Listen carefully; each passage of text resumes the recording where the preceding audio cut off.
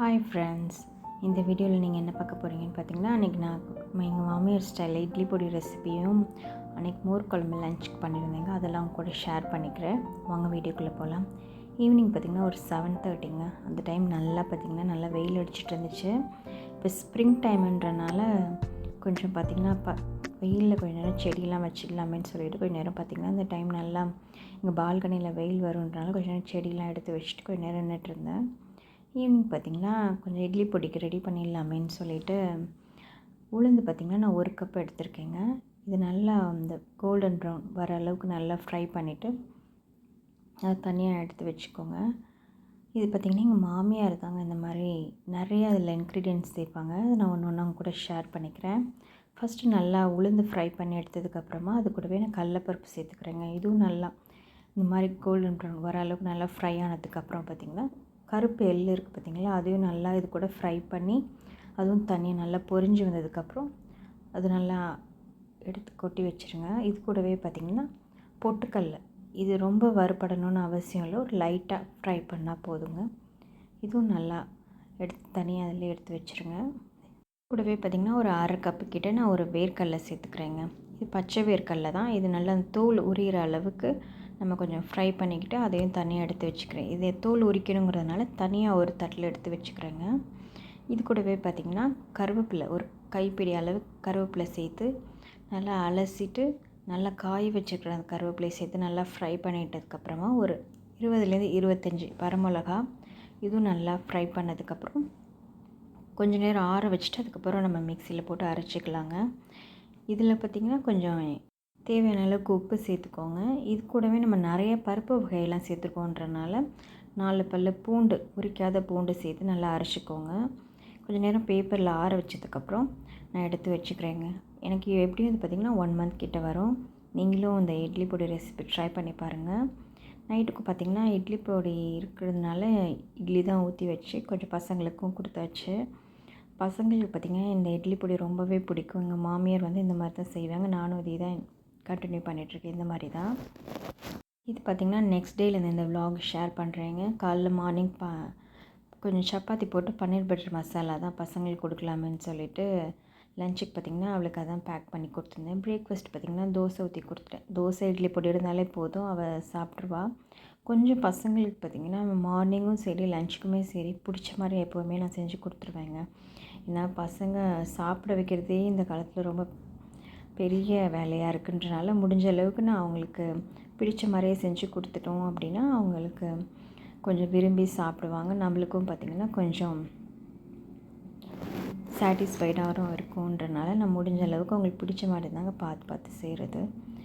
அப்புறம் கொஞ்சம் பசங்கள்லாம் கிளம்புனதுக்கப்புறம் பார்த்திங்கன்னா கொஞ்சம் க்ராசரி ஐட்டம்ஸ்லாம் வாங்கிட்டு வந்திருந்தாங்க. அதெல்லாம் கொஞ்சம் எடுத்து வச்சுட்டு கொஞ்சம் க்ளீன் பண்ண வேண்டியெல்லாம் இருந்துச்சு. அதெல்லாம் முடிச்சதுக்கப்புறம் இன்றைக்கி லஞ்சுக்கு பார்த்திங்கன்னா ரொம்ப நாள் ஆச்சுங்க மோர் குழம்பு செஞ்சுன்னு சொல்லிவிட்டு இன்றைக்கி லஞ்சுக்கு பார்த்திங்கன்னா அதுதான் பிளான் பண்ணியிருக்கேன். நான் எப்படி செய்வேன்னு பார்க்கலாம் வாங்க. இதுக்கு பார்த்திங்கன்னா நான் ஒரு சாதத்துக்கும் ஊற வச்சுட்டு அது கூட பார்த்திங்கன்னா மோர் குழம்புக்கு ஒரு 2 ஸ்பூன் பார்த்திங்கன்னா துவரம்பருப்பு எடுத்திருக்கேன். இது கூடவே பார்த்திங்கன்னா பச்சரிசி 2 ஸ்பூன் எடுத்து ஒரு 1/2 மணி நேரம் நல்லா இது ஊறினதுக்கப்புறமா பார்த்திங்கன்னா இன்றைக்கி பூசணிக்காய் இருக்குது பார்த்திங்களா, வெள்ளை பூசணிக்காய், அது போட்டு தாங்க மோர் குழம்பு பண்ணலாமேன்னு சொல்லிவிட்டு இதுக்கு பார்த்திங்கன்னா ஒரு பெரிய சைஸ் வெங்காயம், இஞ்சி, பூண்டு, 2 பச்சை மிளகாய், அப்புறம் பார்த்திங்கன்னா தக்காளி, ஒரு தக்காளி இது சேர்த்து நம்ம எப்படி பண்ணலான்னு பார்க்கலாம் வாங்க. ஃபஸ்ட்டு சாதத்துக்கு கொஞ்சம் தண்ணி வச்சுட்டேன். அப்புறம் பசங்களுக்கும் பார்த்திங்கன்னா கொஞ்சம் 11:30 அந்த டைம் பார்த்திங்கன்னா என் சின்ன பொண்ணை ஸ்கூலில் விட்டுட்டு கூட்டிகிட்டு வந்துடுவேன். அவளுக்கு பசிக்குன்றனால ஃபஸ்ட்டு அவளுக்கு ஸ்நாக்ஸுக்கு கொஞ்சம் ஃப்ரூட்ஸ்லாம் கொடுத்துடலாமேன்னு சொல்லிவிட்டு கொஞ்சம் ஃப்ரூட்ஸ் கொடுத்துட்டு அதுக்கப்புறம் பார்த்திங்கன்னா கொஞ்சம் லன்ச் ஒர்க்கும் ஸ்டார்ட் பண்ண ஆரம்பிச்சிட்டேன்.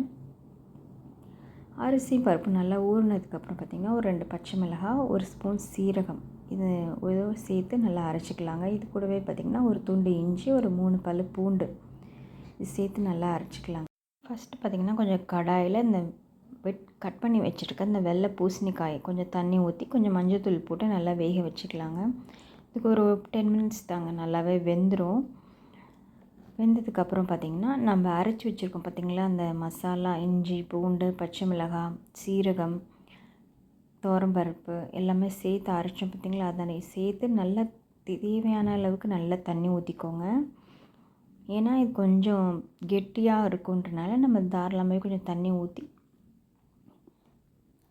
ஒரு கொதி வந்ததுக்கப்புறம் பார்த்திங்கன்னா தயிர் பார்த்திங்கன்னா ஒரு அரை கப் கிட்ட நான் தயிர் எடுத்திருக்கேங்க. அதுவும் நல்லா மிக்சியில் கொஞ்சம் தண்ணி தாராளமாக ஒரு கப் கிட்ட தண்ணி ஊற்றி நல்லா அரைச்சிக்கலாங்க.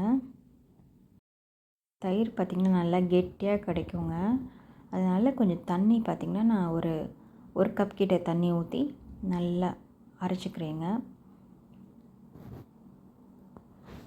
நல்லா இந்த மோர் கன்சிஸ்டன்சிக்கு நல்லா நம்ம அரைச்சதுக்கப்புறமா நம்ம கொதிக்கி வச்சுருக்கோம் பார்த்திங்களா, அந்த மசாலா கூட இந்த தயிர் நல்லா தண்ணியை கரைச்சி வச்சுருக்க அந்த தயிரை சேர்த்து நம்ம மிக்ஸ் பண்ணிக்கலாங்க. இது பார்க்கும்போதே தெரியும் எந்தளவுக்கு திக்காக இருக்குது பாருங்கள்.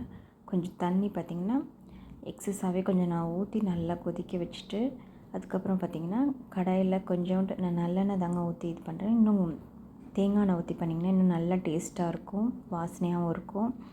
கொஞ்சம் கடுகு, சீரகம், அது கூடவே பார்த்திங்கன்னா கொஞ்சம் வரமிளகாய், பெருங்காயத்தூள், கருவேப்பிலை இதெல்லாம் சேர்த்து நல்லா ஃப்ரை பண்ணதுக்கப்புறம் ஒரு பொடியாக நறுக்கி வச்சுருக்க பெரிய வெங்காயம் சேர்த்துக்கிறேன். அது கூடவே பார்த்திங்கன்னா பொடியாக நறுக்கி வச்சுருக்க தக்காளி சேர்த்து நல்லா வதங்கினதுக்கப்புறமா நல்லா தக்காளியில் நல்லா மேஷ் ஆகிற அளவுக்கு நல்லா வதங்கினதுக்கப்புறம் நம்ம மோர் குழம்புல சேர்க்க வேண்டியதாங்க. ரொம்பவே ஈஸியான சிம்பிளான மோர் குழம்பு ரெசிபி தாங்க, ட்ரை பண்ணி பாருங்கள். இதுக்கு சைட் டிஷ் பார்த்திங்கன்னா இன்றைக்கி நான் காலிஃப்ளவர், கேரட், பட்டாணிலாம் போட்டு இன்றைக்கி கிரேவி மாதிரி தாங்க செஞ்சுருந்தேன். இதுக்கு பார்த்திங்கன்னா கொஞ்சம் குக்கர்லேயே பண்ணிடலாமேன்னு சொல்லிவிட்டு கொஞ்சம் எண்ணெய் ஊற்றிட்டு கடுகு, உளுத்தம்பருப்பு இதெல்லாம் நல்லா பொரிஞ்சு வந்ததுக்கப்புறமா ஒரு பெரிய சைஸ் வெங்காயம் இதுவும் நல்லா வதங்கினதுக்கப்புறம் ஒரு ஸ்பூன் இஞ்சி பூண்டு விழுது இதெல்லாம் நல்லா வதங்கினதுக்கப்புறமா ஒரு பெரிய சைஸ் தக்காளி இதுவும் நல்லா வதங்கினதுக்கப்புறமா கொஞ்சம் மஞ்சள்தூள்லாம் போட்டு உப்புலாம் போட்டு காலிஃப்ளவர் தனியாக தண்ணியில் போட்டு நல்லா வச்சுட்டேங்க. இது கூடவே பார்த்திங்கன்னா கேரட் சேர்த்துக்கிறேன். கேரட், பட்டாணி இது ஃப்ரோசன் பீஸ் தான்றனால சீக்கிரமே பார்த்திங்கன்னா சுடு தண்ணி ஊற்றி வச்சுருந்தேன். நல்லாவே பட்டாணி பார்த்திங்கன்னா நல்லாவே அந்த சில்னஸ்லாம் போயிட்டு நல்லா இதுவாகிடுச்சு. அது கூடவே பார்த்திங்கன்னா கொஞ்சம் மிளகாய்த்தூள், அது கூட ஒரு ஸ்பூன் பார்த்திங்கன்னா மல்லித்தூள், கொஞ்சம் கரம் மசாலாத்தூள், தேவையான அளவுக்கு உப்பு சேர்த்து ஒரு விசில் வச்சோம் அப்படின்னா காலிஃப்ளவர் ஃப்ரை ரெடிங்க. வீடியோ உங்களுக்கு யூஸ்ஃபுல்லாக இருந்துச்சுன்னா லைக் பண்ணி, ஷேர் பண்ணி, சப்ஸ்கிரைப் பண்ணுங்கள். பாய்.